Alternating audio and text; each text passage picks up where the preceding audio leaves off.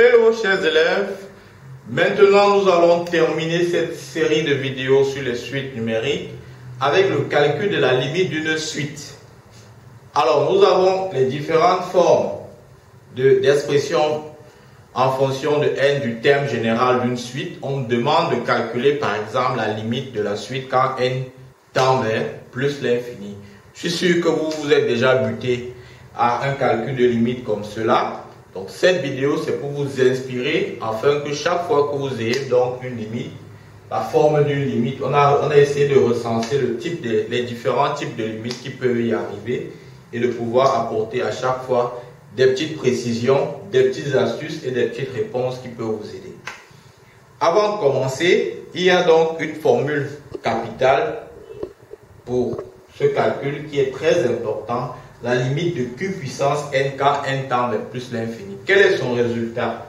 Alors, cette limite sera égale soit à 0, dans quel cas, si la valeur absolue de q est inférieure à 1. Autrement dit, par exemple, si q prend une valeur de 1,5 ou une valeur de 2 tiers, du moins une valeur d'une fraction où le numérateur est plus petit que le dénominateur.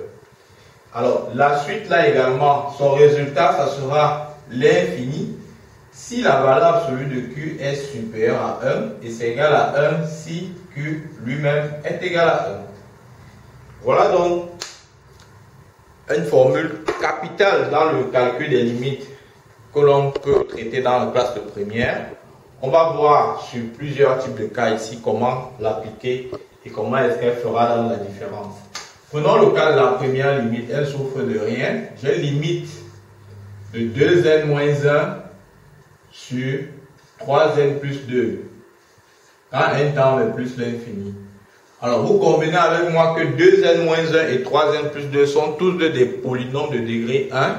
Alors quand n tend vers l'infini, on connaît la propriété qui nous dit qu'on va se limiter au monôme de plus haut degré. Donc cette limite, c'est encore la limite de 2n sur 3n quand n tend vers plus l'infini, qui n'est rien d'autre que 2 tiers. Donc, à chaque fois que vous avez des suites dont le terme général est donné de ce genre, voilà comment est-ce qu'on fait pour calculer la limite de cette suite. Elle ne cache rien. Nous avons amplement vu ce genre de limite lorsqu'on faisait le calcul des limites. Maintenant, passons à la deuxième étape. Nous avons une limite de 3 facteurs de moins 3 facteurs de 1 moins 3 puissance n, quand n tend vers plus l'infini.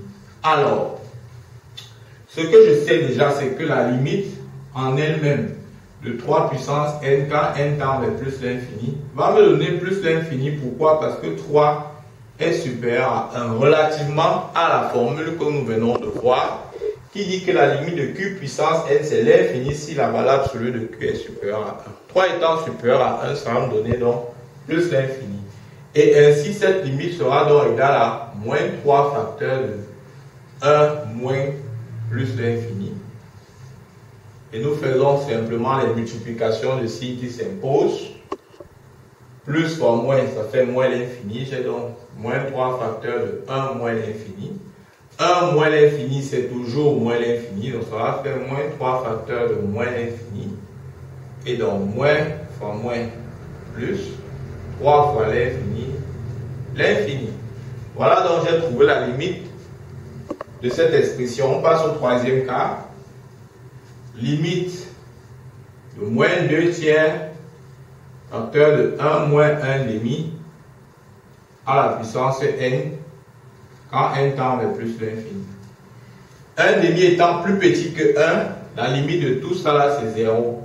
On aura donc moins 2 tiers facteur de 1 moins 0 qui va donner moins 2 tiers. Voilà la limite de notre troisième cas. Je sais que vous avez bien compris, j'ai suffisamment expliqué. On passe à la quatrième étape.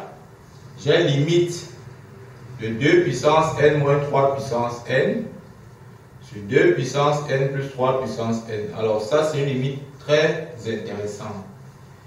Si l'on se fie seulement au calcul direct, on dirait qu'on aura plus l'infini moins l'infini, forme indéterminée. Et encore sur l'infini, une forme indéterminée. Comment vous faites quand vous avez un truc de ce genre?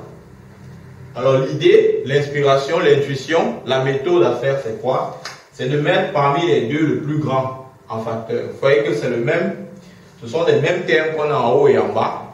Entre 2 puissance n et 3 puissance n, le plus grand c'est 3 puissance n. Vous mettez ça en facteur au numérateur et au dénominateur.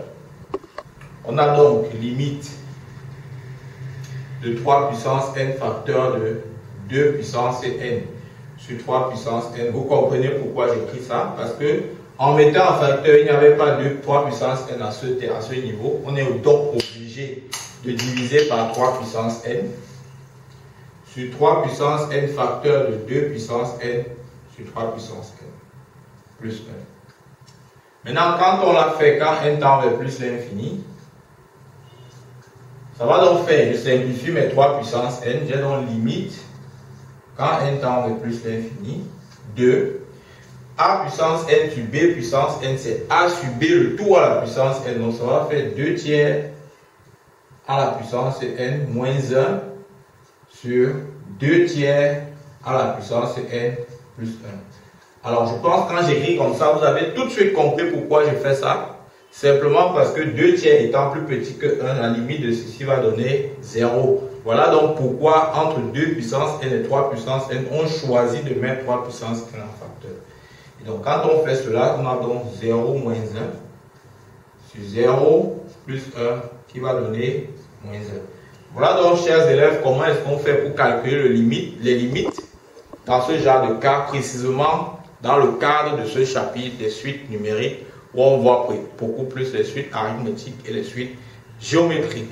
Une précision à faire dans votre raisonnement, c'est que, vous voyez bien ici, il n'y a pas n. Ici, il n'y a pas n. Ici, il n'y a pas n. Donc, quand il n'y a plus n dans mon expression, je ne mets plus limite.